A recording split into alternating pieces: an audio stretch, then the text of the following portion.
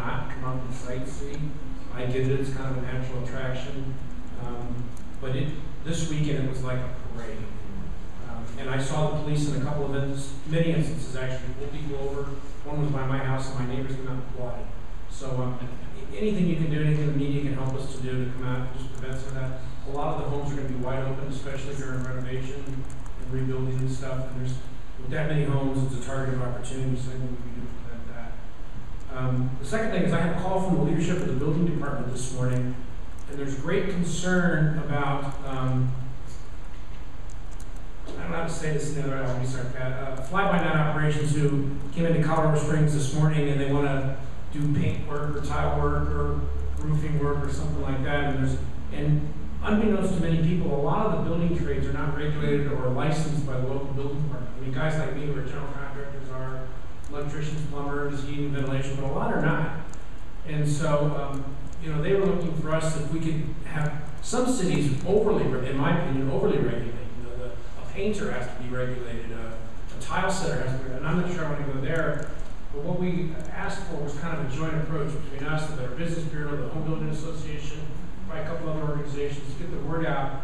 And the number one thing is, it's always the normal thing when you hire a contractor. Check references, talk to your neighbors, ask them how long they've been in Colorado, and if the answer is for about 12 hours, it's probably the wrong guy to hire. And just look for that kind of stuff because they are very worried that there's going to be some scamming operations that are going to go on. Unfortunately, it's always the bad side, but it's unfortunate to that. And so just to look, I know there's going to be a push to buy local, use local. Obviously, I'm very conflicted in that, but anything we can do to help get the word out in terms of trying to make sure you do all the normal precautions you would do when you hire somebody as a contractor to check all this.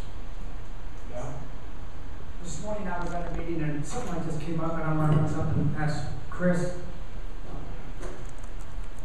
what would it take, I guess, as a council to pass something like, for the next 12 months, if you're going to do construction work, you need to show proof of local workman's comp insurance. Is that something doable? Would it take 6 months to put that in process?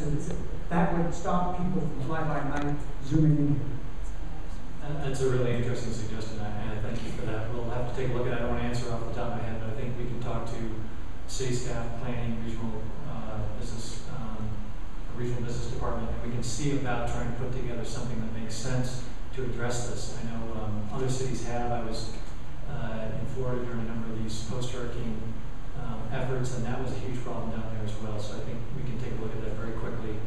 Laura and I and city staff and others can look to see what we can bring back to you, maybe even at the July 23rd council session. And we can try to think about if there's an emergency ordinance that makes sense and if you want to proceed on that. And actually, when I talked to the building department this morning, they were asking us to consider that some type of emergency ordinance. But just to be careful with Val, under Colorado state law, many long-established small companies in town are not required to be under workers' comp. So they may or may not have workers' comp, but they've been in business here for years, if not decades.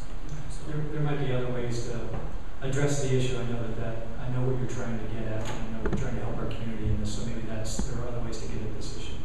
I was told that Governor Hickenlooper just recently signed something that requires workman's comp for everybody except a sole proprietor who has no employees.